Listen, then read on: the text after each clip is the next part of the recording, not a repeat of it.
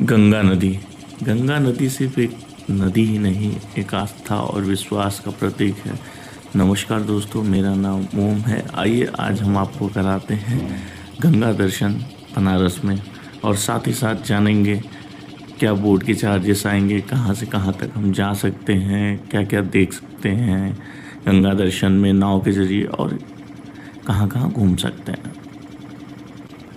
जब भी आप बनारस आएँ तो ध्यान रखें कि या तो सुबह के टाइम या तो शाम के टाइम ही आप प्रेफर करें कि आप नाव से जो घाट घूमने हैं वो घूमें, क्योंकि ठंडियों में तो आप किसी टाइम घूम सकते हैं, लेकिन जब समर चलते हैं, गर्मियाँ चलती हैं, तो या तो आप अर्ली मॉर्निंग घूम सकते हैं या फिर आप शाम को प्रेफर करिए कि शाम को ही, क्योंकि शाम के टाइम घूमने का फ़ायदा ये रहता है कि आप नाव के साथ साथ घूमते हुए आप सुनहरे सनसेट का भी आनंद ले सकते हैं। साथ ही साथ घाटों पे आरती होती है। अभी तो स्टार्ट आपके राजघाट पे भी हो गया है, नमो घाट जो कि बोला जाता है, वहाँ पे भी आरती स्टार्ट हो गई। दशाश्वमेध घाट बनारस की फेमस आरती आप नाव पे बैठे बैठे ही देख सकते हैं। जो आप वहाँ से बैठकर अनुभव करेंगे वो आपको दुनिया में कहीं नहीं मिलेगा। इतने प्यारे अनुभव जो आपको बनारस में हो जाएंगे।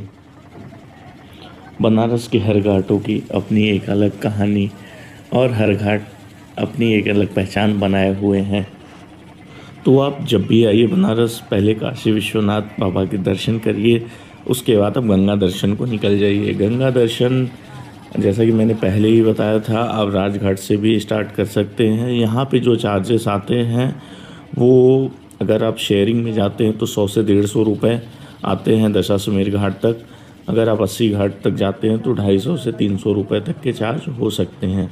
प्राइवेट, अगर आप फैमिली के साथ हैं, आपको प्राइवेट घूमना है घाटों पे, तो आप अलग से आप रिज़र्व करा सकते हैं। रिज़र्व कराने के चार्जेस 2500 से 3000, जैसे जिसकी नाव हो, जो आप बार्गेनिंग कर सके उस हिसाब से यहाँ पे नाव आपको मिल जाती है। जब भी आप नाव से गंगा दर्शन को निकलते हैं तो एक बात याद रखिएगा कि जब भी आप दर्शन करने निकलेंगे तो ऐसा लगेगा कि सारे दुख दर्द सारी चीज़ें आपके ख़त्म हो गई। इतना सुकून पहुंचाने वाला वो पल होगा आपके लिए। तो जब भी बनारस आइए एक बार ज़रूर गंगा दर्शन करिए और बोलिए हर हर गंगे। जब भी आप दर्शन को निकलते हो गंगा दर्शन को, तो ऐसे तो बहुत सारे घाट हैं जिनकी अपनी अलग अलग कहानी और अपना अपना परिचय है। लेकिन जब भी आप इस घाटों के सफ़र में, जब आपका सफ़र मणिकर्णिका पहुंचता है, तो एक नई कहानी बन के आती है, जिसको मोक्ष स्थली भी कहा जाता है। बनारस के सबसे प्राचीन स्थानों में से मणिकर्णिका प्राचीन स्थानों के साथ साथ इसकी एक प्राचीन कथा भी है। कथा ये है कि जब पार्वती जी के कानों से उनका कुंडल यहीं पे गिरा था, इसी वजह से इसका नाम मणिकर्णिका घाट पड़ा। यहाँ की चिता कभी नहीं बुझती। और साथ ही साथ मणिकर्णिका के जस्ट बगल में कॉरिडोर का काशी विश्वनाथ जी का मेन दरवाज़ा है, जहाँ से आप स्नान करने के बाद बाबा के दर्शन को आप जा सकते हैं।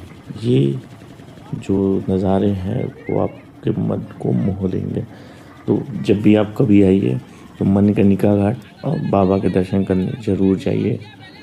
जय भोले बाबा। तो घाटों के सफ़र में आगे बढ़ते हुए हम बात करते हैं जो आपको देखने को मिल जाते हैं अलकनंदा, बड़े बड़े क्रूज़।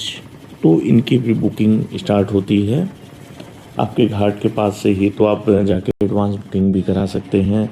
अलग अलग क्रूज़ के अलग अलग चार्जेस हैं, with breakfast, with high tea, तो उनके अलग अलग चार्जेस हैं। शाम के चार्जेस और मॉर्निंग के चार्जेस अलग होते हैं, दोपहर के चार्जेस अलग होते हैं। तो कभी भी आप कमेंट करें, बड़े बड़े क्रूज़ पे जो आप देखते होंगे वीडियोस फ़ोटोज़ में, जो यहाँ पे दिख भी रहे हैं, तो इनकी बुकिंग कराने के लिए आप एडवांस में संपर्क भी कर सकते हैं।